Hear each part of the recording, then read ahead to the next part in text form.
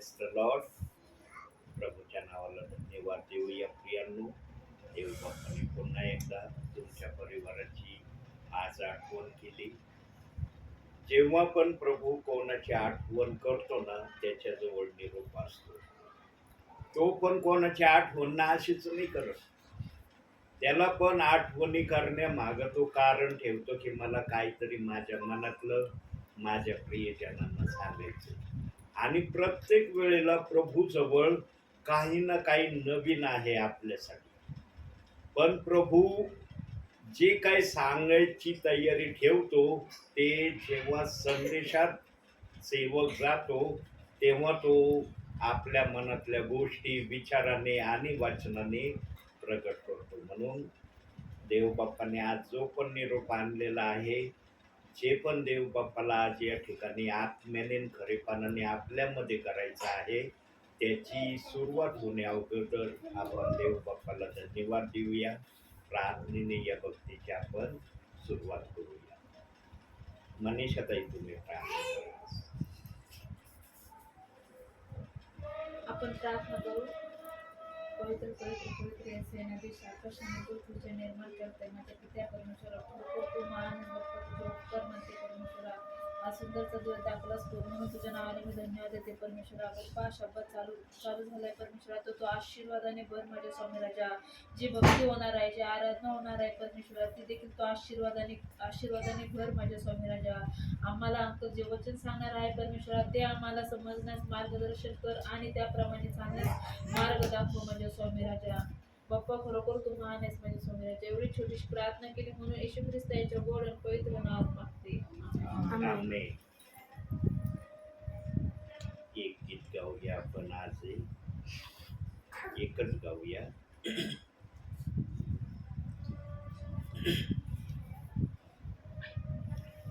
भूले और भटके थे हम, जाते तो जाते कहा. हे गीत आपण आज गाऊया.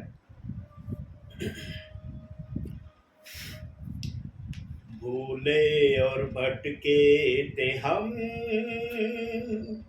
जाते तो जाते कहा. किसी ने बताया हमें यीशु मसीह है यहाँ. भूले और भटके थे हम, जाते तो जाते कहा. किसी ने बताया हमें यीशु मसीह है यहाँ. महिमा हो तेरी महिमा हो, महिमा हो तेरी महिमा हो, महिमा हो तेरी महिमा हो, महिमा हो तेरी महिमा हो. दुनिया की चिंता को छोड़ो, आगे ही बढ़ता तू चल. पाएगा शांति आराम, जीवन मिलेगा तुम्हें. दुनिया की चिंता को छोड़ो, आगे ही बढ़ता तू चल. पाएगा शांति आराम, जीवन मिलेगा तुम्हें. भूले और भटके थे हम, जाते तो जाते कहा. किसी ने बताया हमें यीशु मसीह है यहाँ. महिमा हो तेरी महिमा हो, महिमा हो तेरी महिमा हो, महिमा हो तेरी महिमा हो, महिमा हो तेरी महिमा हो. जीवन की रोटी है वो, उसने कहा, जीवन की ज्योति है वो, जग का उजाला भी है। जी, जीवन की रोटी है वो, जैसा ही उसने कहा, जीवन की ज्योति है वो, जग का उजाला भी है। भूले और भटके थे हम, जाते तो जाते कहा, किसी ने बताया हमें, यीशु मसीह है यहाँ। भूले और भटके थे हम, जाते तो जाते कहा, किसी ने बताया हमें, यीशु मसीह है यहाँ। महिमा हो तेरी महिमा हो, महिमा हो तेरी महिमा हो, महिमा हो तेरी महिमा हो, महिमा हो तेरी महिमा हो। Praise the Lord. हालेलुया. प्रियांनो, जेव्हा देवाचा आत्मा येतो ना, तेव्हा आम्हाला तो देवाचा आत्मा कंट्रोल होतो. आमचे जे शब्द बुद्धीमध्ये आम्ही साठवतो ना, त्या शब्दाला देवाचा आत्मा इतक्या जोरामध्ये आमचं कार्य करतो की आपल्याला त्या शब्दाची आठवण येत नाही. कारण प्रियांनो, हेच प्रमाण असतं की जेव्हा आत्मा येतो तेव्हा तो आम्हाला आपल्या इच्छेने आपल्या कंट्रोलमध्ये ठेवण्याचा प्रयत्न त्याचा असतो. पण जे कंट्रोल प्रभू आमच्यासाठी करण्याची इच्छा करतो, त्या कंट्रोलला आम्हाला कधी कधी कंट्रोलेट करता येत नाही. म्हणून कधी कधी गाण्यामध्ये जर कुठल्या प्रकारचं अडखळण आलं तर समजून घ्यायचं की देवाचा आत्मा खूप वेगाने कार्य करतो, म्हणून अशा प्रक्रिया होतात. आता जे गीत माझे झोप येतंय, मला कोणी सांगितलं म्हणायला तर मी झोप देखील म्हणायची तयारी आहे. जे गीत माझे मुखपाठ आहे त्या गीतामध्ये जर व्यत्यय येतंय तर त्याला पवित्र आत्मा इतका वेगाने आणि इतक्या प्रभावाने येतो, त्याचं ते कारण आहे. म्हणून प्रियांनो, ख्रिस्ती जीवनामध्ये चालत असताना एका गोष्टीची नेहमी आम्ही आठवण ठेवावी, आणि त्या आठवणीचे एक वचन बायबलमध्ये नाही, अनेक वचन आठवणीचे ठेवायचे देव बाप्पांनी दिले. याचा अर्थ असा नाही की बाकीचे वचन आठवणीचे नाही, पण टॉप सिक्रेट ज्याला म्हणतात ना, ज्याच्यातून देवाच्या आत्म्याला काहीतरी सांगायचं आहे, काहीतरी त्याचा उलगडा प्रगट करायचा आहे, असे टॉप सिक्रेट वचन बायबलमध्ये पवित्र आत्म्याने आमच्या आत्मिक वाढीसाठी ठेवले, आमची आत्मिक घट होण्यासाठी ठेवलेले नाही. पण जेव्हा आम्ही त्या वचनाला वाचतो तेव्हा जर आम्ही त्या वचनाचा अर्थ बुद्धीने लावायचा प्रयत्न केला ना, मग आमची बुद्धी त्या वचनाला तसं प्रगट करणार नाही जसं आत्मा प्रगट करण्याची इच्छा ठेवतो. म्हणून प्रियांनो, प्रत्येक ठिकाणी आत्म्याला मोकळीकता असली पाहिजे. जिथं आत्म्याला मोकळीकता आहे तिथं सर्व गोष्टींना प्राधान्य आहे, असं देव बाप्पाच्या इच्छेमध्ये आहे. प्रियांनो, एक वचन बघूया आपण, आणि जे वचन बघणार आहोत तेच वचन आपला आज संदेशाचं आहे. नीतिसूत्रे 26वा अध्याय 27व वचन. आज या वचनातून देवबाप काही बोलणार आहे. जो खाच खणतो तो तीत पडेल, जो धोंडा लोटीतो त्याचवर तो उलट येईल. हे वचन जेव्हा जेव्हा विश्वासणारे सेवक वाचतात ना तेव्हा त्यांना सुरुवातीला शब्द दिलेला आहे पवित्र आत्म्याने, जो खास खणतो तो ती पडेल. आणि खाच म्हणलं किंवा खड्डा म्हणलं म्हणजे आपल्याला एकाच गोष्टीची आठवण येते. एकाच गोष्टीकडे आपली बुद्धी आपल्याला घेऊन जाते. खड्डा जो खणतो दुसऱ्यासाठी त्या खड्ड्यात तो पडन. परंतु पवित्र आत्म्याला त्या वचनातून एवढीच भाषा बोलायची अशी आहे असं नाही. देव बाप्पाला त्या वचनातून सांगायचं आहे की तुम्ही कोणाच्याही विरोधात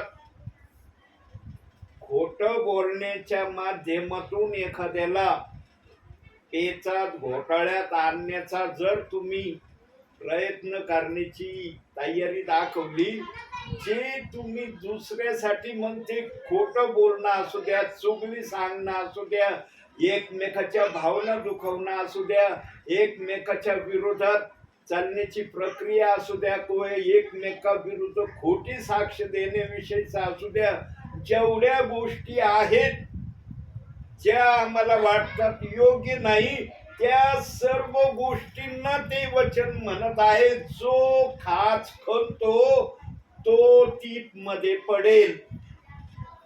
देवाला एकाच शब्दाविषयी तो शब्द त्या ठिकाणी देवाच्या आत्म्याने ठेवलेला नाही प्रियांनो, पण आमची बुद्धी आणि देवाचं आत्म्याचं कार्य याच्यामध्ये अंतर दिसलंच पाहिजे ना. जर अंतर दिसलं नाही तर मग पवित्र आत्मा काय आणि आमची बुद्धी काय एक समान वाटण ना आपल्याला. प्रियांनो, पवित्र आत्म्याच्या मनामध्ये जे असतं ना ते सर्वोच्च असतं, आणि त्या सर्वोच्चला समजण्यासाठी किंवा सांगण्यासाठी पवित्र आत्म्याची आवश्यकता आहे. पवित्र आत्मा आहे तर सर्व गोष्टी आहेत. पवित्र आत्मा नाही ना तर तुमच्या जवळ काहीच नाही. तुम्ही किती बायबल वाचणारे असले, किती तुम्ही रात्रंदिवस बायबलचं वाचनाचं मनन करणारे असले, पण जेव्हा प्रभूच्या उपस्थितीमध्ये किंवा प्रार्थनेमध्ये तुम्ही येता त्या ठिकाणी जर आत्मा तुमच्यामध्ये येत नाही ना, काही उपयोग नाही तुमचं ते करण्यामध्ये. कारण सर्वप्रथम आम्ही स्वतःला तपासून घ्यायचं की देवाच्या आत्म्याची आणि माझी भेट झाली का. पवित्र आत्मा माझ्यामध्ये राहण्याची इच्छा करतो का.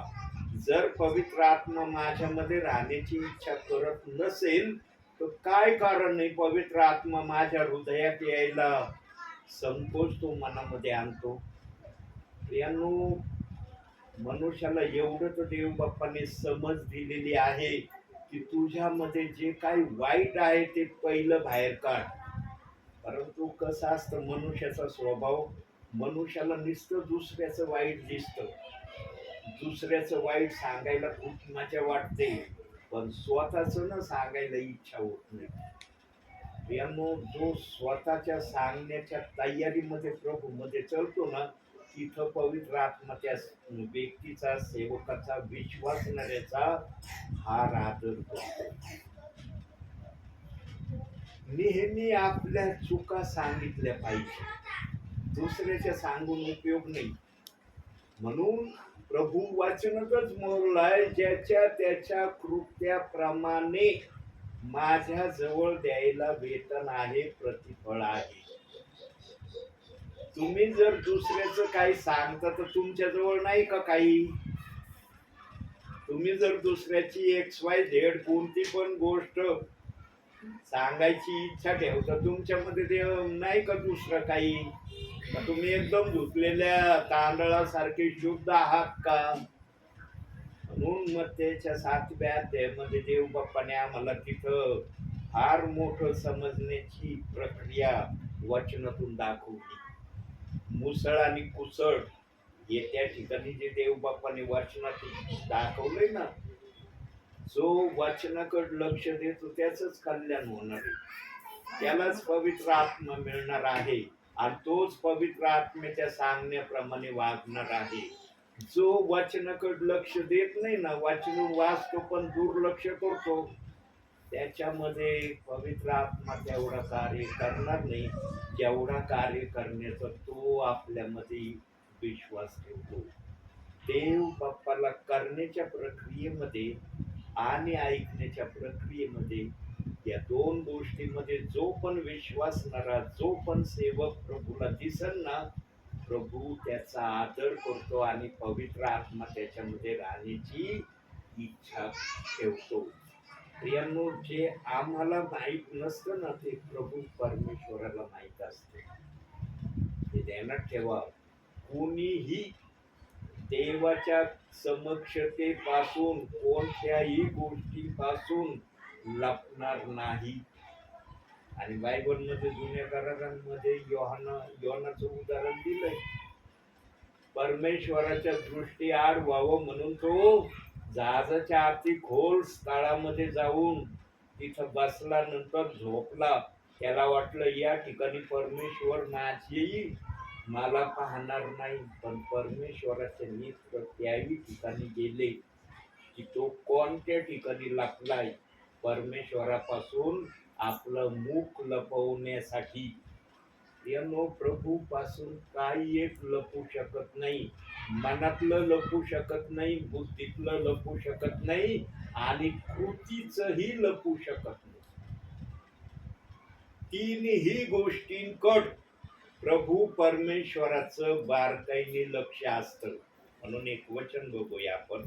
नीतिसूत्रे 15वा अध्याय 3रं वचन. जर परमेश्वराचे नेत्र सर्वत्र आहेत, ते बरे वाईट पाहत असतात. काय करत असतात? बरं पाहतात आणि वाईटही पाहतात. चांगलं असलं तर आशीर्वाद भेटतो, वाईट असलं तर देवबाप त्याला सुधारण्याची संधी देतो. पण तो सुधारण्याच्या प्रक्रियेमध्ये दिसला नाही, मग देवबाप इब्री 12:6 प्रमाणे शिक्षा करण्याची पण त्याच्याजवळ प्रावधान आहे. देवबाप जे पण आमच्यासाठी करण्याची इच्छा ठेवतो ना, त्याच्या माग देवबाप्पाचा संकल्प चांगला आहे. काय संकल्प आहे देवबाप्पाचा? आम्ही प्रभूच्या नजरेमध्ये चांगलं बनावं. आणि चांगलं बनण्यासाठी आम्हाला आमच्या मोहाला मारून टाकणं गरजेचं आहे. आमचे मोह मारणं गरजेचं आहे. आता एक वचन आणखी बघूया आपण. स्तोत्र संहिता 119 37व वचन. 37 ना. निरर्थक गोष्टी पाहण्यापासून माझी दृष्टी वळू, तुझ्या मार्गात मला नवजीवन दे. किती जण आज निरर्थक गोष्टी पाहण्यापासून आपली दृष्टी ठेवत आहे? किती जणांना म्हणता येऊ शकतं प्रभूच्या उपस्थितीमध्ये की मी निरर्थक गोष्टी माझ्या नेत्राने पाहत नाही? किती जणांना म्हणता येईल? जे प्रभूच्या उपयोगाचं नाही ना ते सगळं निरर्थक आहे. काही जणांना निरर्थक गोष्टी पण समजत नाही. निरर्थक म्हणजे काय? निरर्थक गोष्टी म्हणजे कोणत्या गोष्टी? ज्या प्रभूला आवडत नाही अशा सगळ्या गोष्टी प्रभूच्या नजरेमध्ये निरर्थक आहेत. मग ते काही असू द्या, कुठली असू द्या, ती गोष्ट जी प्रभू मान्य करत नाही ती निरर्थक आहे प्रभूच्या नजरेमध्ये. आणि म्हणून तिथं लिहिलंय, निरर्थक गोष्टी पाहण्यापासून माझी दृष्टी फिरव. काही काही अशी वचन बायबल मध्ये पवित्र आत्म्याने ठेवलेत ना की त्या वचनाप्रमाणे आम्ही जर आमच्या भावी जीवनाला वळण लावण्याचा प्रयत्न केला ना, कधीही कोणत्याही सबबीवर आमच्यातून पवित्र आत्मा जाणार नाही. जो त्याग करण्याचं जीवन जगण्याच्या प्रक्रियेमध्ये ख्रिस्तामध्ये चलतो ना प्रियांनो, त्याला आशीर्वाद मिळणार आहे. जो त्यागाचं जीवन जगत नाही, प्रभूला मान्य होणाऱ्या गोष्टीवर चालण्याची इच्छा ठेवीत नाही, तो निस्ता प्रभू मध्ये आलाय. काहीतरी त्याग पाहिजे प्रियांनो. प्रभू जर जगामध्ये आला आमच्यासाठी, तो नुसता बोलत राहिला असता, त्याने जर कोणतीच कृती केली नसती, काय उपयोग झाला असता का परमेश्वराने आपल्या पुत्राला पाठवण्याचा? तो जगात येऊन त्याने सगळ्या मोहाच्या गोष्टीला त्यागलं. सैतानाने त्याला मोहामध्ये पाडण्यासाठी मरणाच्या शेवटच्या श्वासापर्यंत सैतान प्रभू येशू ख्रिस्ताच्या माग लागलेला होता की हा एखाद्या तरी मोहामध्ये, सुईच्या टोका एवढ्या का होईना गोष्टीमध्ये हा पापी माझ्या समोर प्रगट होईल. आमचा प्रभू येशू ख्रिस्त सुईच्या टोका एवढा देखील पापामध्ये सैताना समोर दिसला नाही. प्रभूने आपला प्राण सोडला, पण त्यांनी कोणत्याही प्रकारचं अन्याय किंवा पाप आमच्या प्रभूने केला. किती मोठा त्याग आहे प्रभूचा. प्रभूने जर सक्ती केली असती की तुम्हाला पण त्यागच जीवन जगायचंय आणि त्यागच तुम्हाला करावा लागल, किती जण उतरले असते त्याग करायला. शिष्यांच्या काळामध्ये ना मोहाचे साधन काही नव्हते. काही नव्हते शिष्यांच्या काळामध्ये मोहाचे साधन की त्या साधनांमध्ये तो आपला वेळ खर्च करतील असं काही नव्हतं. त्यांच्या जवळ प्रभू आणि सेवा याच्याशिवाय दुसरं काही नव्हतं. आजच्या समयात आम्ही प्रभू मध्ये आहोत, आमच्या समोर आहे का अशा प्रक्रिया? आमच्या समोर तर कोणते पण मोहाचे जाळे, कुठूनही मोहाचं जाळ सुरू होतंय. सुईच्या टोका एवढ्या मोहाच्या आजच्या जाळ आमच्या समोर आज आहे का नाही? जायचं जर झालं तर आम्हाला गाडी आहे, कोणी 4 व्हीलरने जातं, कोणी 2 व्हीलरने जातं. दिसतात का सायकली आज रस्त्यावर? फक्त शाळेचे मुलं जे आहेत त्यांच्याकडे सायकली मी पाहतो. बाकी आज बहुसंख्य रोडवर 2 व्हीलर गाडी, 4 व्हीलर गाडी चालताना मी पाहतो.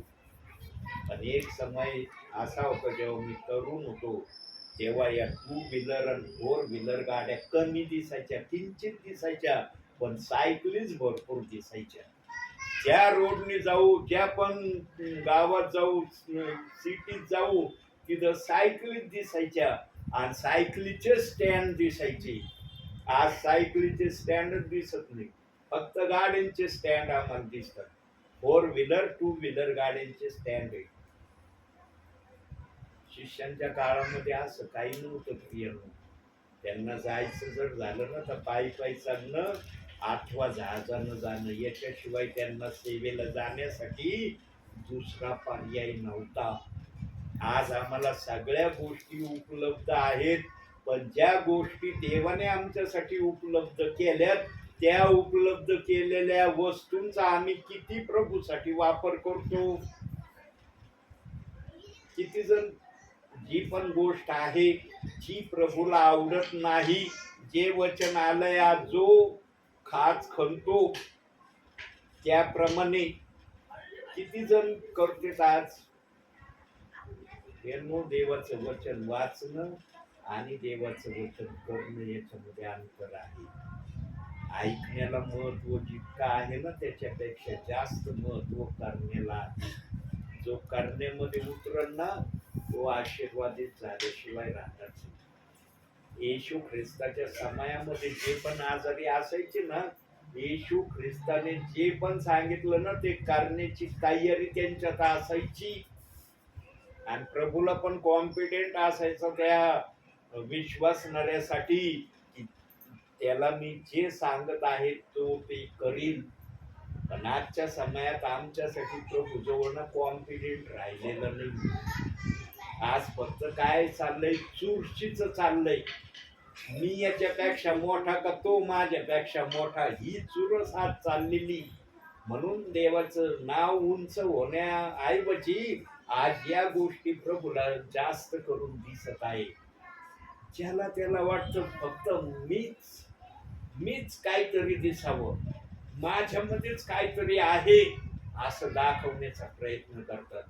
तुमच्यामध्ये जर प्रभूचा आत्मा आहे ना, तर तुमच्यामध्ये सगळं काही आहे. तुमच्यामध्ये प्रभूचा आत्मा नाही ना, तुमच्याजवळ काहीच नाही. तुम्ही किती पण झटापट करा त्यासाठी, काही उपयोगाची नाही. आत्मा ज्याच्या जवळ आहे ना, त्याच्या जवळ सर्व गोष्टीची मोकळीकता आहे. म्हणून सेवा पण आत्म्याचीच व्हावी ही अपेक्षा देवाने केली. म्हणून देवाने पण आत्म्याची सेवा व्हावी म्हणून बायबल मध्ये एक टॉप सिक्रेट वचन आमच्या भावी सेवेला आशीर्वाद देण्यासाठी ठेवले. पाहूया ते वचन आपण. 2 पेत्र पहिला अध्याय 21 वचन.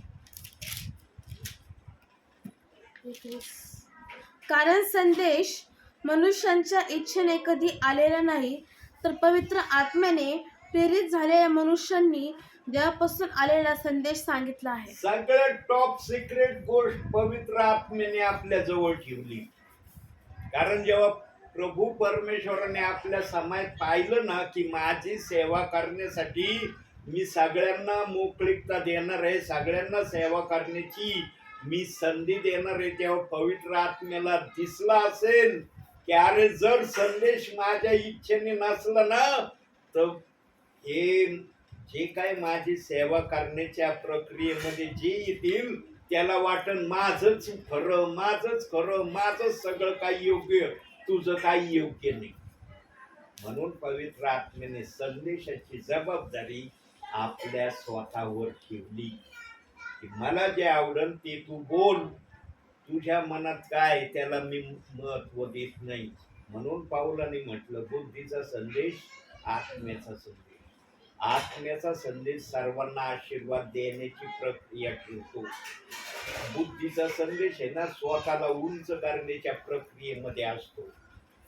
मी काहीतरी आहे, माझ्यामध्ये काहीतरी टॅलेंट आहे हे दाखवण्याची प्रक्रिया बुद्धीमध्ये असते.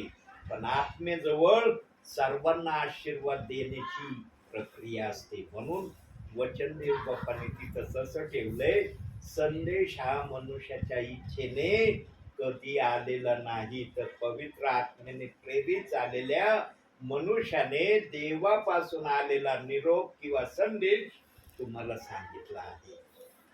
प्रियांनो, का बरं देवाने संदेशाची जबाबदारी आपल्यावर घेतली? देवाने ती जबाबदारी जो सेवा करतो त्याच्यावर का ठेवली नाही? सेवेला पाठवण्याची जर देवाला इच्छा होती तर मग देव बाप्पाला संदेश सांगण्याची मुभा सेवा करणाऱ्याला त्यांनी का नाही दिली? तिथं का पवित्र आत्म्याने स्वतःवर ती जबाबदारी स्वीकारली? कारण देव बाप्पाला आपल्या इच्छेप्रमाणे आपले लोक आपल्या राज्यात घ्यायचे होते. माणसाच्या इच्छेने त्याचे लोक त्याच्याकडे यावे ही त्याची इच्छा नव्हती. म्हणून त्याने वचनात तसं दिलंय की संदेश हा मनुष्याच्या इच्छेने कधी आलेला नाही. देवाचं वचन एक एक शब्दाचा, एक एक वचनाचा देव बाप्पा जवळ सखोल अर्थ आहे. पण देवाचा आत्मा पण समजतो की हे पृथ्वीवर आहेत आणि पृथ्वीवर यांचा प्रमुख शत्रू सैतान यांच्या माग लागण्याची सतत प्रक्रिया ठेवतो. जिथं संदेश फार गंभीरतेने चालतो ना, सैतान म्हणतो फार गंभीरतेने सांगू राहिलास ना, संदेश संपू दे, प्रार्थना संपू दे, तुझ्या माग लागतो. सैतान फक्त सेवकाच्या माग लागलेला आहे. का लागलेला आहे? कारण त्याला माहित आहे संदेश सांगणारे हे देवाचे निरोपे आहेत. मग तो सेवक असू द्या, सेविका असू द्या, ब्रदर असू द्या, कोणी पण असू द्या, प्रभूची सेवा करणारे त्यांच्या माग सैतान सतत लागलेला आहे. आणि ज्यांना आत्म्याने या गोष्टीची समजूत दिलेली आहे ते मग विश्वासणाऱ्यांना चर्च मध्ये म्हणा, एकच प्रक्रिया सांगत राहतात. काय सांगत राहतात? एक प्रक्रिया, माझ्यासाठी प्रार्थना करत जा. ज्या सेवकामध्ये आत्मा फार प्रभावी कार्य करतो ना, तो सेवक तर हे सांगितल्याशिवाय राहत नाही. पण आजचे विश्वासणारे काही ठिकाणी इतक्या खालच्या पातळीला चाललेत प्रियांनो, इतक्या खालच्या पातळीला ते घेऊन चाललेत, समज नसल्यासारखं ख्रिस्तामध्ये चालण्याची प्रक्रिया ते देव बाप्पाला दाखवतात. साधं ते रविवारच्या दिवशी अथवा शनिवारच्या दिवशी त्या भक्ती होतात, स्थानिक सेवकांसाठी प्रार्थना करत नाही. जे सेवक चालतेत, भरितेत, वाढवितेत, त्या सेवकासाठी विश्वासणारे ज्या दिवशी प्रेयर असते, चर्च असतं, त्या दिवशी प्रार्थना नाही करत. आणि याचा मी फार ठिकाणी अनुभव घेतला. जेव्हा पण आत्म्याने मला हे बोलण्याची प्रक्रिया दाखवली की आज भक्ती होणार आहे, चर्च होणार आहे, येणाऱ्या सेवकासाठी आज किती जणांनी 2 शब्दाची प्रार्थना केली, तेव्हा 1 किंवा 2 हात मुश्किलने चर्चमध्ये उंच झालेले मी पाहिले. माझ्या सेवेमध्ये तर मी पाहिले, इतर सेवकांच्या सेवेमध्ये कसं झालं ते मी नाही सांगू शकणार. पण माझ्या सेवेमध्ये मी जेव्हा पण आत्म्याच्या प्रेरणेने हे विचार विश्वासणाऱ्यांसमोर संदेशाने प्रगट करायला, तेव्हा म्हटलं किती जणांनी आज सेवकासाठी प्रार्थना केली, हात उंच करा. 1 किंवा 2 हात उंच झालेले मी पाहिले. 3रा हात मी पाहिलंच नाही. चर्चमध्ये भरपूर प्रियजन आलेले मी पाहिले, पण हात वर झालेले 1 किंवा 2 पाहिले. यानो, तुम्ही तुमच्यासाठी कधी प्रार्थना करू नका. रविवारच्या दिवशी, शनिवारच्या दिवशी सेवकासाठी ऊन प्रार्थना करा. आठवड्यातून एकदा तर सेवकाला प्रभूच्या सानिध्यामध्ये मन मोकळेपणाने घेऊन जा. तुम्ही जितकं सेवकाला तुम्ही मन मोकळेपणाने चर्चच्या दिवशी प्रभूच्या सानिध्यात घेऊन जाताना, तेवढे आठवडाभराचे आशीर्वाद देव बाप तुम्हाला मन मोकळेपणाने देत राहील. पण काही जणांची अशी धारणा आहे, चर्चच्या दिवशी जास्तीत जास्त स्वतःसाठी प्रार्थना करणं, जास्तीत जास्त स्वतःसाठी मागणं. मग भावनाविषयी मागण्याची तयारी असली तर तिथं माघार नाही. कशाही प्रकारे मागण्याची प्रक्रिया असो, ती स्वतःसाठी जास्त आहे. सेवकाचे काही जणांना तर आठवण पण येत नाही की आज चर्च मध्ये आम्हाला सेवक संदेश सांगणार आहेत, त्यांच्यासाठी आम्ही 2 शब्दाची तरी प्रार्थना करू. सेवकाला नेहमी उंच पातळीवर विश्वासणाऱ्याने ठेवलं पाहिजे. जितका सेवक तुम्ही उंच पातळीवर ठेवताना, तितके उंच आशीर्वाद प्रभूकडून तुम्हाला असणार आहे. तुम्ही जर आपल्या स्थानिक सेवकाला उंच पातळीवर ठेवत नाही ना प्रियांनो, सेवकाला उंच ठेवण्यामध्ये पण भेदभाव होईल. एखाद्या चर्च मध्ये 2 किंवा 3 पास्टर असले, मग कोणाला उंच ठेवायचं? या पास्टरला ठेवायचं का त्या पास्टरला ठेवायचं का त्या पास्टरला ठेवायचं? म्हणून आज आम्ही पाहतो प्रियांनो, एखाद्या चर्च मध्ये पुष्कळ पास्टर होते, पण प्रत्येक जण त्या चर्च मधून वेगळा निघाला, त्यांनी स्वतंत्र सेवा सुरू केली. हे पण आम्ही पाहतो तो उघड्या नेत्राने. का होतं प्रियांनो? कारण सेवकाच्या मनामध्ये ना सर्वात मोठी इच्छा काय असते माहिती का? मला संदेश सांगता आला पाहिजे, मला संदेश देण्याची संधी मिळाली पाहिजे. हर चर्च मध्ये हे आहे. असं नाही की हे एका ठराविक चर्च मध्येच असं आहे. जिथं पण एकापेक्षा अधिक सेवक आहेत चर्च मध्ये, तिथल्या सेवकाची सर्वात मोठी इच्छा जर काय असेल मला संदेश सांगण्याची संधी मिळाली पाहिजे. आणि जिथं या संधीचा प्रभाव सेवकाला दिसला नाही, तिथून सेवकाने पलायन करण्याचा प्रयत्न केला आणि त्यांनी स्वतंत्र सेवा उभी करण्याचा प्रयास केला. उघडे नेत्राने दिसतंय आम्हाला, शहरात दिसतंय, गावात दिसतंय, तालुक्यात दिसतंय, हर ठिकाणी दिसतंय प्रियांनो. म्हणून आजचं जे वचन आलं ना, वचनात एक आणखी वचन दिलेलं आहे, त्याच्यावर पण देवबाप बोलणार आहे कधीतरी. स्वतःच हित पाहू नका तर दुसऱ्याची पण हित पहा. या वचनावर पण देवबाप बोलणार आहे येणाऱ्या दिवसामध्ये. जेव्हा देवबाप या वचनातून बोलण्याची प्रक्रिया माझ्यामधून ठेवील, त्यावेळेला त्याही वचनाचा अर्थ देवबाप समजावून सांगेल. प्रियांनो, कधीही विश्वासणाऱ्या विरुद्ध, सेवकाविरुद्ध खाच खाण्याचा प्रयत्न करू नका. ज्या विचाराने तुम्ही सेवकासाठी, विश्वासणाऱ्यासाठी खाच खांता ना, त्याच्यामध्ये तुम्हीच पाडतान. तो नाही पाडणार, कारण त्याच्या ध्याना मनातही नाही की कोण माझ्यासाठी खाच खोदू राहिलंय म्हणून. प्रभू परमेश्वराला दिसतं कोण कोणासाठी खाच खोदू राहिलंय. देवबाप श्रम करू देतो, खण जेवढं खणता येईल तेवढं खण. ज्याच्यासाठी तू खंदू राहिलास ना, त्याला मी कदापि टाकणार नाही. तू त्याच्यासाठी खड्डा खोदू राहिला ना, तुलाच मी टाकीन त्याच्यात. पण आम्हाला हे म्हटलं ना, डायरेक्ट मरणाची आठवण येते. अरे, मरणासाठी खड्डा खोदला जातो. देवबापाला तेवढ्या गोष्टीसाठी ते वचन दिलंय असं नाही. साधं खोटं बोलण्याच्या माध्यमातून एखाद्याला जर पेचा घोटाळ्यात पाडण्याची तुमची तयारी असली ना, तर तिथं देवबाप म्हणतो तू खड्डा खंदू राहिलेला आहे.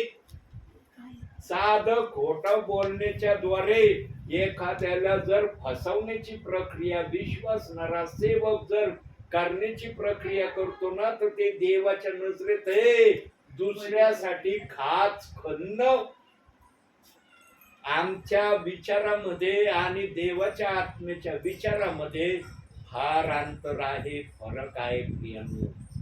पवित्र आत्मा जेव्हा बोलतो ना, तो निर्भीडपणे बोलतो. पवित्र आत्मा कोणाला घाबरत नाही. पवित्र आत्मा कोणाच्या मोहताज पण नाही. त्याला जे करायचं ते तो मन मोकळ्यापणाने केल्याशिवाय राहत नाही. म्हणून प्रियांनो, का मोशेने यहोशुवाला सांगितलं, पाहूया काय सांगितलं मोशेने यहोशुवाला. यहोशुवाचं पुस्तक काढा, पहिला अध्याय काढा. अनुवादानंतर अनुवाद झालं की यहोशुवा. इकडं नाही, उत्पत्ती, निर्गम, लेवी, गणना, अनुवाद यहोशुवा. पहिला अध्याय काढा, 8 आणि 9 वचन वाचा. नियमशास्त्राचा हा ग्रंथ तुझ्या मुखी सदैव असू दे. त्यात जे काही लिहिले आहे ते तू काळजीपूर्वक पाळ आणि रात्रंदिवस त्याचे मनन कर, म्हणजे तुझा मार्ग सुखाचा होईल व तुला यश प्राप्ती घडेल. मी तुला आज्ञा केली आहे ना, खंबीर हो, हिंमत धर, घाबरू नको, कचरू नको, कारण तू जाशील तिकडे तुझा देव परमेश्वर तुझ्या बरोबर असेल. का मोशेने यहोशुवाला हेच सांगितलं? कारण मोशे प्रभू परमेश्वराच्या भयामध्ये राहणारा होता. प्रभूचं भय काय असतं ना, हे मोशेने फार जवळून अनुभवलं होतं. हा मोशेकडून पण 1-2 चुका झाल्या मान्य आहे, पण प्रभू परमेश्वराने त्या मोशेच्या चुका मान्य केल्या नाही. त्या चुका जर प्रभू परमेश्वराने मोशेच्या ध्यानात धरल्या असत्या, तर मोशेला एक बहुमानाचा सन्मान प्रभू परमेश्वराने कधीच दिला नसता. कोणता बहुमानाचा सन्मान बघू या वचनातून.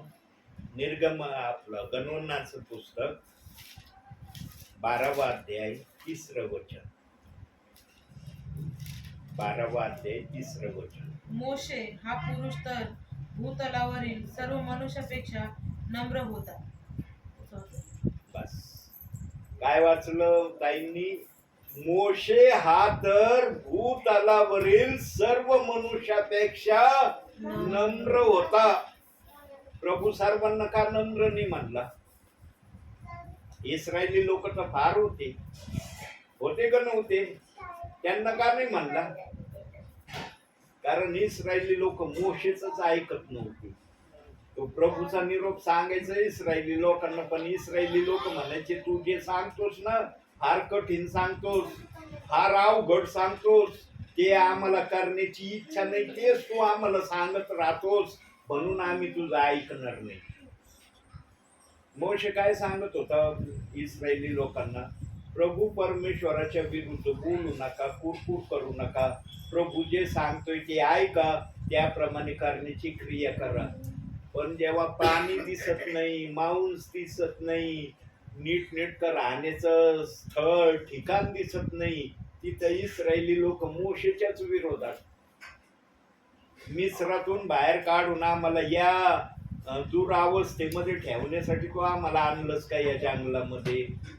कित्येक वेळा म्हणले असतील इस्रायली लोक मोशेला, पण तो प्रभू परमेश्वराच्या आत्मेने जे काही सांगायचा इस्रायली लोक ऐकत नव्हते. पण एवढ्या लाखो लोकांमध्ये 2 जण होते की ते मोशेचं ऐकायचे, म्हणून तेच कनान देशामध्ये गेले. ज्यांनी मोशेचं ऐकलं त्यांचा सन्मान देव बाप्पाने केला.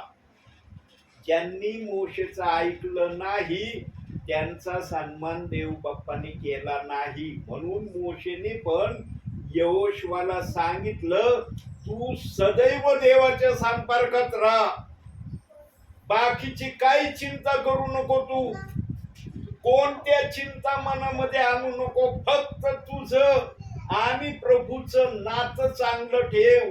आणि हे नातं चांगलं ठेवण्यासाठी तुला ही प्रक्रिया करावी लागल, जे आपण यहोशुआ 1 अध्याय 8 आणि 9 वचनामध्ये ऐकलं. म्हणून यहोशुआवर पण त्याच्या राजपदाच्या कारकिर्दीमध्ये भयानक संकट आलं. भयानक संकटामध्ये यहोशुआ एक वेळेला सापडला, पण त्याचं आणि प्रभू परमेश्वराचं नातं चांगलं होतं. म्हणून प्रभू परमेश्वराने यहोशुआच्या मुखातून जे काही यहोशुआ बोलला त्याप्रमाणे प्रभू परमेश्वराने पण केलं. आणि ते कशा प्रकारे केलं ते वचनातून आपण बघूया. यहोशुआचंच पुस्तक 10वा अध्याय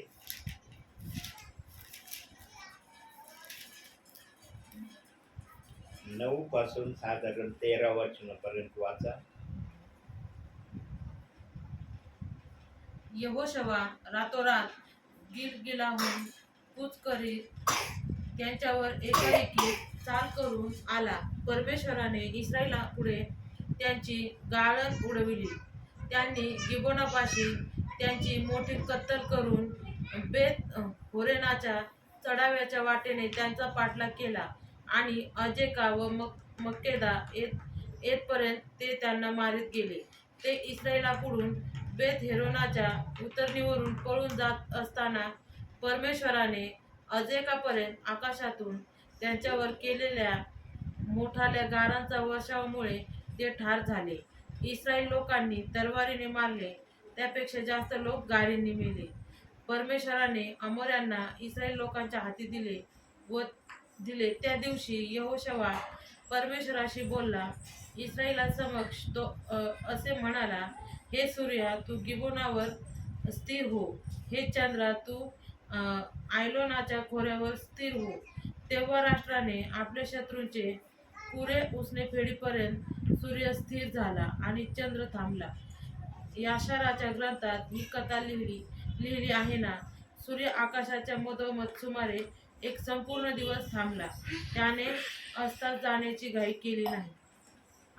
यहोशुआवर पलिष्टी, आमोरी, येबुसी हे जे कनानी लोक इस्रायली लोकांचे शत्रू होते, यांच्या बरोबर जेव्हा युद्ध चाललेलं होतं, तेव्हा इस्रायली लोकांचा त्या युद्धामध्ये जेव्हा पाडाव होण्याच्या परिस्थितीमध्ये यहोशुआने स्वतःला पाहिलं की अरे हे कनानी लोक आमच्यावर वरचढ होण्याच्या प्रक्रियेमध्ये आम्हाला दिसायला लागले. तेव्हा मोशेने जी आज्ञा त्याला दिली होती ना, पहिल्या अध्यायाच्या 8 आणि 9 वचनामध्ये, तू देवाच्या शास्त्रामध्ये, मननामध्ये, भयामध्ये, त्याच्या इच्छेमध्ये चालण्याची प्रक्रिया ठेव, तुझा मार्ग यशाचा होईल, तू यशस्वी होशील. त्या गोष्टीला यहोशुआने सूर्याला आज्ञा केली. सूर्याला तो आता बघा, पृथ्वीवरून करोडो अंतरावर सूर्य आहे. आता माझा आवाज मी या घरात बोलतोय, मला सांगता येणार नाही समोरच्या बिल्डिंग पर्यंत माझा आवाज जातो की नाही. मला सांगता येणार नाही की माझा आवाज कुठपर्यंत चाललेला आहे.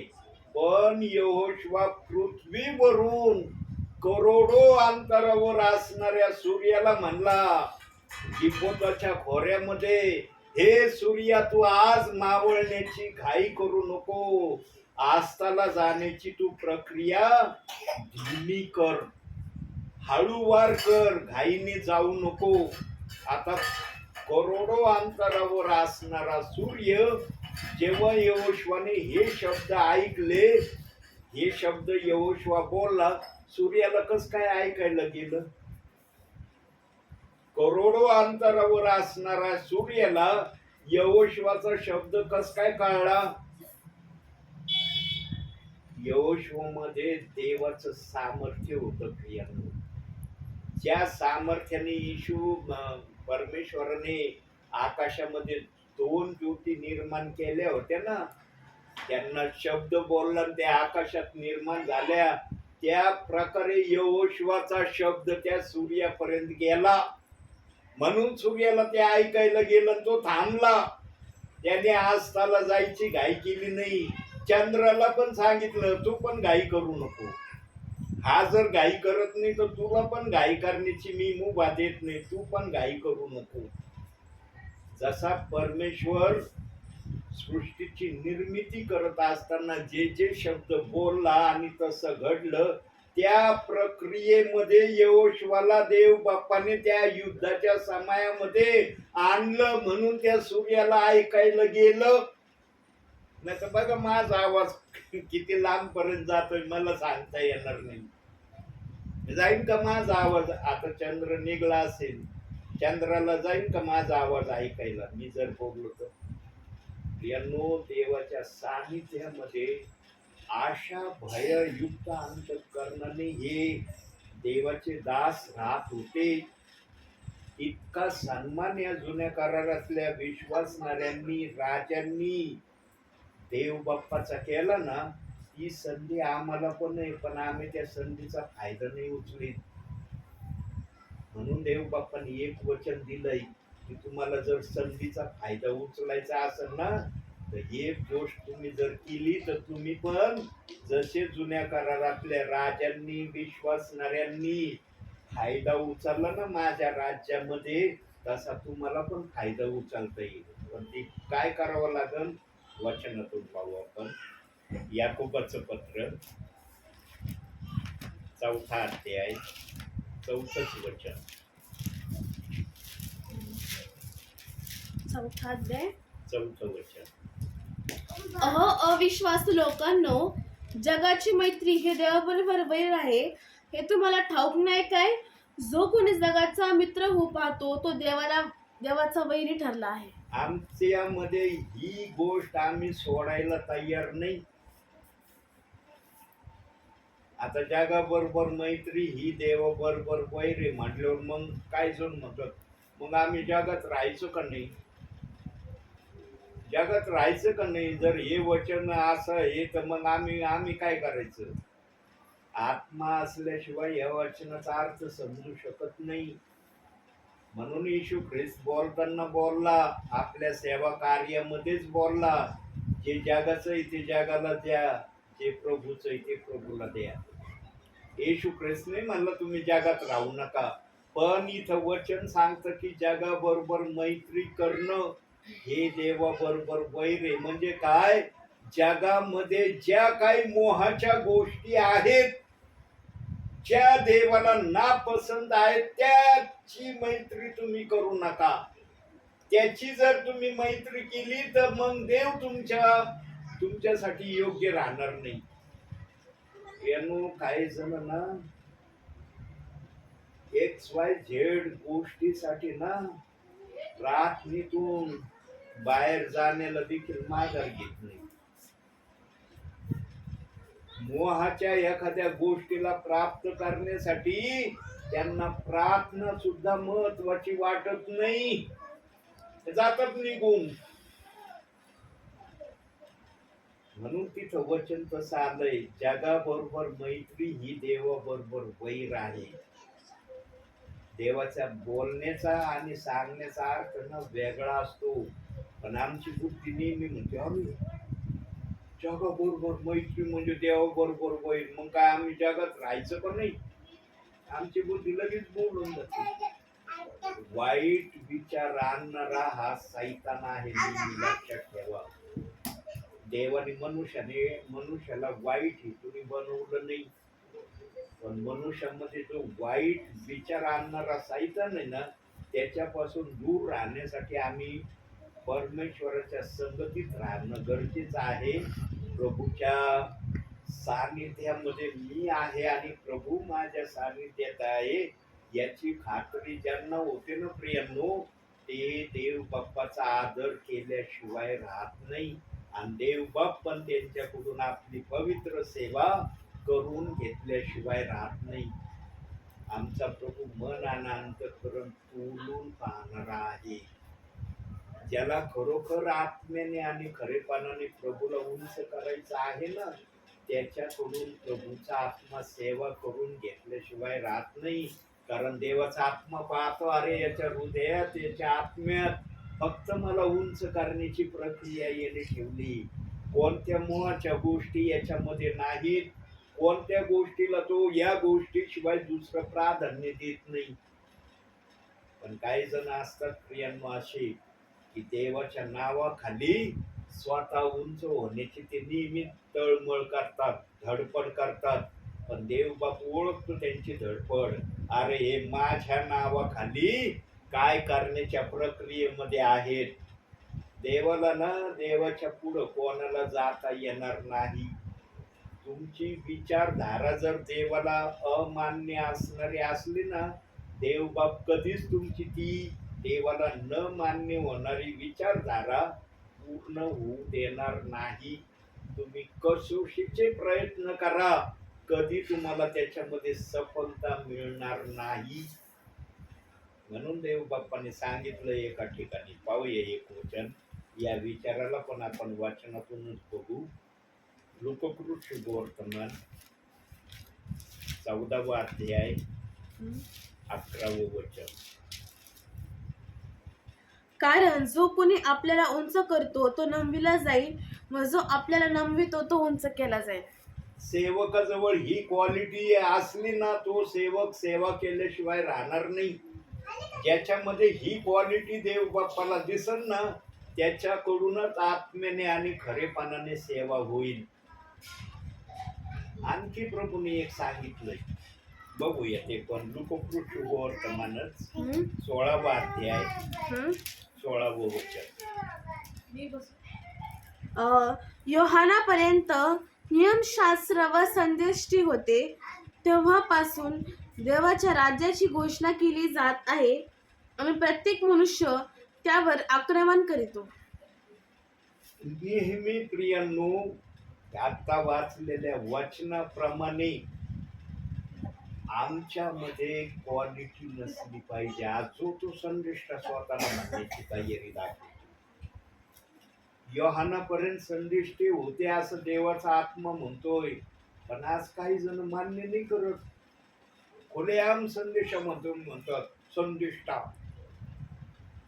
विशेष करून ओपन मीटिंग जर असली ना ग्राउंडवर, तिथं तर मोठ्या अक्षरात संदेष्टा म्हणून काही जण लिहायला देखील घाबरत नाही. पण देवाचं वचन सांगतं, योहाना जगातला शेवटचा संदेष्टा होता. योहाना नंतर कोणताही संदेष्टा आला नाही, किंवा देवाने कोणाला संदेष्टा हे नाव पण दिलं नाही.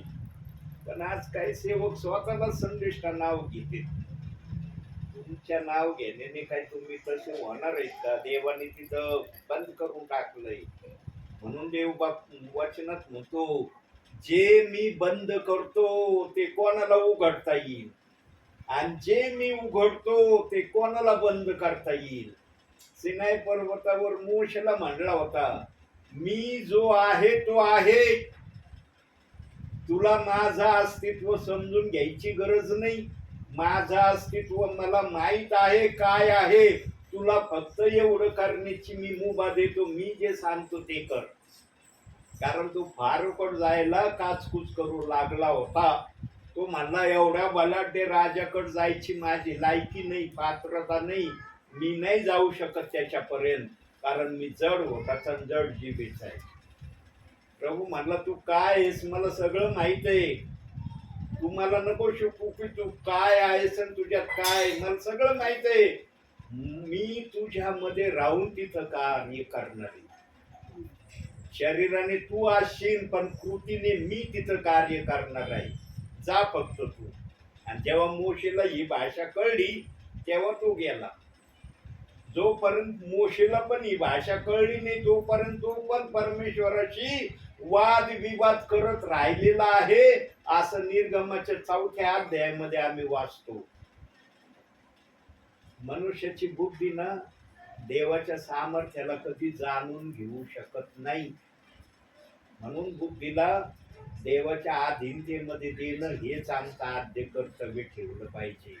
देव सर्व काही आहे, माझी बुद्धी देवासमोर काही कामाची नाही. अहो, ज्या देवाच्या पवित्र आत्म्याच्या वचनासमोर बुद्धी काही कार्य करू शकत नाही, मग तिथं बुद्धीचं सांगितलं जाईल का? बुद्धीचा संदेश घंटोन घंटे देता येईल का? आज कशाचाही खड्डा आणि खात खणली जाती. उद्देश आणि हेतू एकच असतो, कशाही प्रकारे यांना प्रसिद्ध होऊ द्यायचं नाही, यांना नेहमी खालच्या पातळीला ठेवायचं, आणि मीच उंच्या पातळीला असलं पाहिजे. मीच काहीतरी आहे हे दाखवण्यासाठी एखाद्याला खालच्या पातळीला कायम ठेवलं जातं.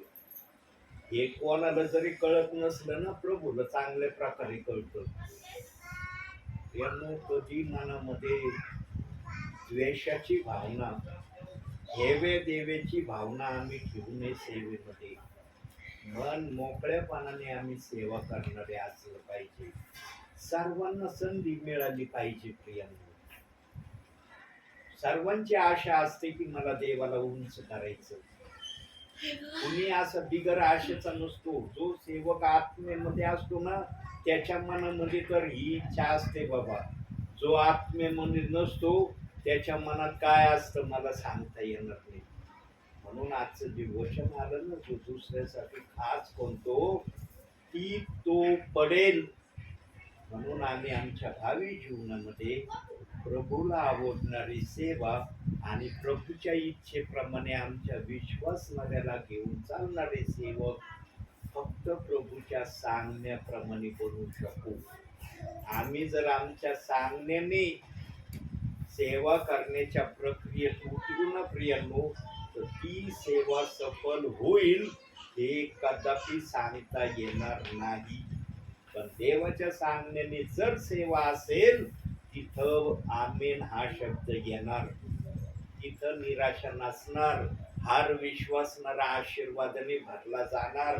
अरे आम्हाला फार सुंदर देवाचं वचन ऐकायला मिळतं. पण आज संदेशाला पण फार थोडक्यात संदेश जेवढा देताना तेवढा आम्हाला स्वीट वाटत, मोठा संदेश ना आम्हाला फार जड जातो. का जड जातो? कारण तुम्ही देवाच्या सानिध्यात कसे नाही जसं असायला पाहिजे म्हणून संदेश जड जातो. प्रियांनो, पेत्र संदेश सांगत होता. लिहिलंय का बायबल मध्ये किती वेळ संदेश देत होता? हजारो लोक जर प्रभूच्या राज्यात पेत्राच्या संदेशाने येत होते, मग तो 10 मिनिटं 15 मिनिटं संदेश सांगत असेल का? हजारो लोक, 5,000, 4,000, 7,000 हे लोक जर एका प्रार्थनेने पेत्राच्या संदेशाने देवाच्या राज्यात येत होते, मग पेत्राचा संदेश कसा असेल? डोंगरावर प्रभू येशू ख्रिस्ताने 3 दिवस 3 रात्री संदेश सांगितला. एक जण उठून गेला नाही. एक जण म्हणला नाही मला तहान लागली, भूक लागली, मी नाही ऐकत आता वचन, मला फार भूक लागली, मला जेवण पाहिजे आता, संदेश नको. एक जण पण म्हणला नाही डोंगरावरल्या वाचनाच्या वेळेस. विचार करा, प्रभूने जर 3 दिवस 3 रात्री हजारो लोकांना वचन सांगितलं, मग पेत्राने कमीत कमी 2 घंटे तर संदेश दिला असन का नसन? आपल्या समजण्यासाठी धरूया, एवढाच दिला असन हे आपल्याला खात्री नाहीये, पण आपल्या माहितीसाठी धरूया. 2 घंटे पेत्र संदेश देत असन त्या समयात त्या लोकांना, आणि त्या लोकांना तो संदेश द्यायचा त्यांना प्रभू माहिती नव्हता. प्रभू कोण आहे ते अपरिचित होते. ते अपरिचित लोकांना पेत्राने संदेश सांगितला आणि हजारो लोक प्रभूत आणले. काय सेवा आहे पेत्राची! अतिशय ग्रेट सेवा आहे पेत्राची. पण पेत्राला ना आज फार काही जण खालच्या पातळीमध्ये ठेवतात. आम्ही पेत्राचं नाही ऐकणार, आम्हाला येशू ख्रिस्ताचंच ऐकायचंय. पण पेत्राने कोणाची सेवा केली? कोणाच्या सेवेने संदेश सांगत होता तो? ज्याच्यामध्ये देवाचं भय नसतं ना तेच असे बोलू शकतात. ज्याच्यामध्ये भय असतं ना ते पेत्राचा आदर केल्याशिवाय राहणार नाही. म्हणून शेवटी एक वचन बघू, ते वचन वाचलं की डोळे बंद करायचे. इफिसकरास पत्र 2रा अध्याय 20 वचन. प्रेषित व संदेष्टे ह्या पायावर तुम्ही रेचिलेले आहात. स्वतः येशू ख्रिस्त मुख्य कोनशिला आहे. आम्ही या वचनातून देव बाप तुम्हाला आणि मला भरपूर आणि भरपूर आशीर्वाद देऊ. आम्ही करा डोळे बंद.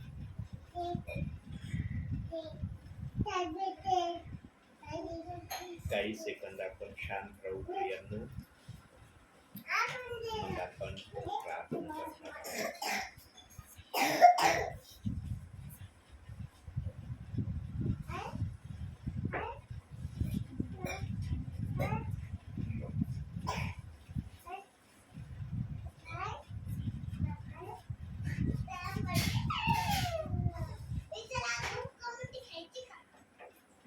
धन्यवाद के साथ स्तुति गाऊंगा, हे यीशु मेरे खुदा. उपकार तेरे बेशुमार, कोटि कोटि स्तुति. धन्यवाद धन्यवाद के साथ स्तुति गाऊंगा, हे यीशु मेरे खुदा. उपकार है तेरे बेशुमार, कोटि कोटि स्तुति. धन्यवाद. योग्यता से बढ़ के दिया है, अपनी दया से तूने मुझे. योग्यता से बढ़ के दिया है, अपनी दया से तूने मुझे. मांगने से ज्यादा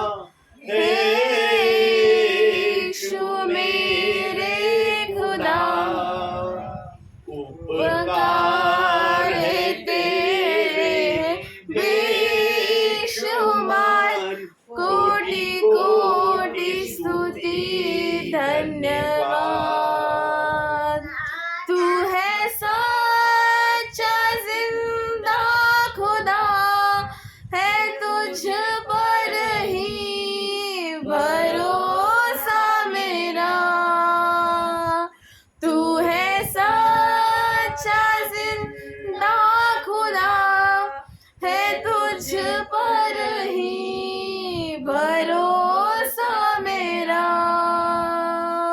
सेवा पूरी करके पाऊं इनाम, प्रभु ऐसा दो वरदान, सेवा पूरी करके पाऊं इनाम, प्रभु ऐसा दो वरदान।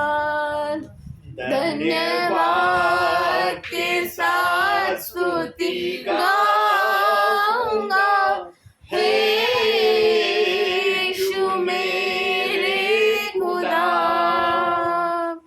उपकार है तेरे बेशुमार, कोटि कोटि स्तुति धन्यवाद, कोटि कोटि स्तुति धन्यवाद, कोटि कोटि स्तुति धन्यवाद। आपल्यासाठी शेवटची प्रार्थना मोनाताई करतील. पवित्र पवित्र पवित्र पवित्र पवित्र हे आमच्या आकाश आणि पृथ्वी निर्माण करत्या माझ्या महान प्रभू परमेश्वरा, हे माझ्या अब्राहम याकोब इसहाकाचे देवा परमेश्वरा, प्रभू तुला धन्यवाद देते. प्रभू परमेश्वरा तुला उंचविते, तुला गौरविते, तुला मान महिमा देते माझ्या बाप्पा. प्रभू प्रार्थना करते दया आज दिवसभर समोर या सुंदरच्या सायंकाळच्या समय परमेश्वरा तू तुझ्या दासाला इथे तुझ्या वचनाची पेरणी करायसाठी प्रभू तू बोलावलंस. प्रभू तुझ्या नावाला मी खूप खूप धन्यवाद देते. प्रभू प्रार्थना करते परमेश्वरा तुझ्या दासाने परमेश्वर सुंदरचं वचन पेरले माझ्या देव बाप्पा. प्रभू त्यांना तू विशेष प्रकारे आशीर्वादित कर माझ्या देव बाप्पा. प्रभू त्यांना त्यांच्या कुटुंबाला विशेष प्रकारे प्रभू तू आशीर्वादित कर दया घाला. प्रभू आणखी मागते दया घाला. प्रभू ते जिथे कुठे सेवा करायला जात असताना परमेश्वरा तू नेहमी त्यांच्या बरोबर असत जा आणि प्रत्येक साहित्याने अडीखडपासून त्यांचा तू बचाव कर दे बाप्पा. अशी तू चरणी विनंती करते. प्रभू प्रार्थना करते इथे बसल्या परमेश्वरा प्रत्येकाला तू आशीर्वादित कर. परमेश्वर कुणीही वचनाला दोष न लावता तुझ्या वचनाप्रमाणे प्रभू आम्ही चालवं बोलावं आणि शिकावं अशी तू कृपा आमच्यावर प्रदान कर माझ्या दे बाप्पा. इथे बसल्या प्रभू प्रत्येकाला तू आशीर्वादित कर दे बाप्पा. एवढीच लहानशी आणि नम्र प्रार्थना धन्यता प्रभू येशू ख्रिस्त याच्या गोड आणि पवित्र नावाने केली म्हणून पित्यातो ऐक. आमेन. आमच्या स्वर्गातील बाप्पा तुझे नाम पवित्र मानले जाऊ, तुझे राज्य येऊ, जसे स्वर्गात तसेच पृथ्वीवरही तुझ्या इच्छेप्रमाणे हो. आमची रोजची भाकर आज आम्हास दे आणि जसे आम्ही आमच्या ऋणासरून सोडले आहे तसेच तू आमच्या ऋणे आम्हास सोडव आणि आम्हास परीक्षेत आणू नकोस तर आम्हास वाईटापासून सोडव. कारण की राज्य सामर्थ्य आणि गौरव ही सर्व काळ तुझीच आहे. आमेन. प्रभु यीशु रक्त की जय, प्रभु यीशु रक्त की जय, प्रभु यीशु रक्त का जयकार असो. आमेन आमेन. धन्य येशू नाम, धन्य येशू नाम, धन्य येशू नाम सर्वकाळ, धन्य येशू नाम, धन्य येशू नाम, धन्य येशू नाम सर्वकाळ. आमेन.